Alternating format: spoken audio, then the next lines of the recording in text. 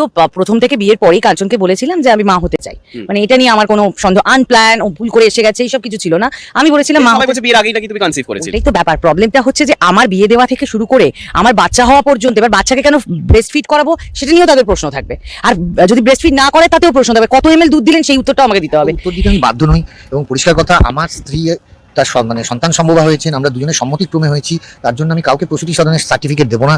লোকেরা যদি নর্মালও গোনে, মার্চ মাসে আনুষ্ঠানিক বিবাহ 14 ফেব্রুয়ারি আমরা রেজিস্ট্রি করেছি, সেইখান থেকেও 9 মাস ধরলে মানুষটা আর খারাপ গণিতে কি করে হয়। একটা সেকেন্ড, অ্যাকচুয়ালি কি হয়, একটা মেডিকেল একটা পিরিয়ড থাকে, সেটা আমরা আগে মা কাকিমাদের তো এত উন্নত ছিল না, এখন আমি প্রেগনেন্সি করতে গিয়ে বুঝেছি যে যখন টেস্ট হলো, যখন রিপোর্টস হচ্ছে, ওদের একটা না ওই চার্ট থাকে, সেইটাতে তুমি 36 উইকস বা 38 উইকস এটা তুমি ক্যালকুলেট করতে পারবে না, তুমি যদি আমার হিসেবে বলো সেটা হয় না। তো যাই হোক, হোয়াটএভার, এইসবের প্রশ্ন নেই।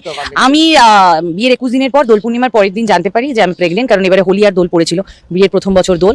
তো তারপর কাঞ্চন, তখন সেই দিনই কাঞ্চন বম্বে চলে যায় বুলবুলার শুটিং এ। তারপর আমি বাড়িতে টেস্ট করি এবং কিটে টেস্ট করি, টেস্টের রিপোর্ট পজিটিভ আসে। এবার সঙ্গে সঙ্গে ওর পরিবারকে, আমার পরিবারকে, কাঞ্চনকে সেই ছবিটা তুলে পাঠিয়ে দিই। তখন আমি শিওর ছিলাম না, কারণ আমি তো ভাবতেই পারিনি যে সিরিয়াসলি এত কম দিনে একটা প্ল্যান করতে করতে দুম করে চলে আসবে, এটা ভাবতে পারিনি। এবার তারপর ও ফিরে আসে, তারপর ডক্টরের কাছে যাই, তারপর এটা একটা লম্বা প্রসেস। কিন্তু একটা কথা বলবো যে প্রেগনেন্সি প্ল্যান করবো বলেই যে প্ল্যানিং হয়ে যাবে এটা কিন্তু ঈশ্বরের দান,